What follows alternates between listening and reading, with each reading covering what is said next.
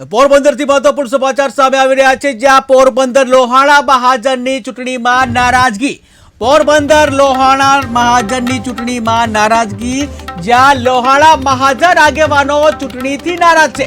ત્યારે ચૂંટણી યોજાશે તો સમાજનો વિકાસ અટકી જશે, જ્યાં કેટલાક લોકો સ્વાર્થ માટે આ કરી રહ્યા હોવાના આક્ષેપ પણ લગાવવામાં આવે છે. ત્યારે લોહાણા મહાજનમાં રાજકારણ ઘુસાડવાના પણ આરોપ લગાવવામાં આવ્યા છે. તો મહત્વના સમાચાર જે પોરબંદરથી સામે આવી રહ્યા છે. પોરબંદરમાં જે લોહાણા મહાજનની જે ચૂંટણી છે તેને લઈને નારાજગી જોવા મળી રહી છે, કે જ્યાં લોહાણા મહાજન આગેવાનોની જે ચૂંટણી છે તેનાથી નારાજ છે આગેવાનો. ત્યારે ચૂંટણી યોજાશે તો સમાજનો વિકાસ અટકી જશે તેવું જણાવે છે. ત્યારે કેટલાક લોકો સ્વાર્થ માટે આ કરી રહ્યા હોવાના પણ આક્ષેપ કરવામાં આવે છે. તો જે લોહાણા મહાજન સમાજ છે તેમાં રાજકારણ ઘુસાડવાના પણ આરોપ લગાવવામાં આવ્યા. લોહાણા મહાજનની ચૂંટણી જાહેર થઈ છે તે મારા માનવા મુજબ જે સમાજ હોય એમાં બહુ સરસ રીતે શાસન ચાલતું હોય અને ઘણો બધો વિકાસ થયો હોય અને આખી નાતના છેવાડાના લોકો સંતુષ્ટ હોય તો પછી ચૂંટણી કરીને ભાગલા પાડવાનો આશ્રય કહેવાય.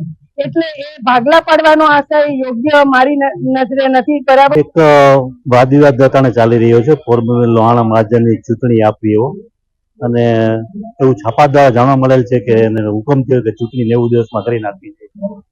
આવી સરસ મહાજનની વ્યવસ્થા ચાલતી હોય તેવા આમાં ચુકાદા લઈ આવનારને પણ ખોટી કેવી વાત કહેવું પડે કે આવી બાબતમાં ઇન્વોલ્વ ના થવું જોઈએ. સમાજ એક વ્યવસ્થિત રીતે હાલતો હોય, એક મહાજનની અંદર નવી વાત આવી અને એ વાત જાણી કે સાંભળીને ખૂબ જ આશ્ચર્ય થયો કે પોરબંદર લોહાણા મહાજન એટલે કે સમસ્ત પોરબંદર લોહાણા મહાજનને ચૂંટણીની જરૂર છે. જ્ઞાતિના એક વ્યક્તિએ ચેરિટી કમિશનરમાં છેલ્લા કંઈક 2-2.5 વર્ષથી ફરિયાદ કરી હતી અને ચેરિટી કમિશનરે એવો હુકમ કરેલો છે કે પોરબંદર લોહાણા મહાજનને ચૂંટણી કરવી જોઈએ અને આવનારા કંઈક 90 દિવસનો સમય પણ આપેલો છે કે આવનારા 90 દિવસની અંદર આ ચૂંટણી કરવી જોઈએ. પોરબંદર લોહાણા મહાજનમાં છેલ્લા થોડા દિવસો થયા નવી ચળવળ ઉભી થઈ છે. ચૂંટણીની પ્રક્રિયા એ કાયદાકીય ગૂંચવણને ધ્યાને રાખી ચૂંટણી પ્રક્રિયા આવી રહી છે.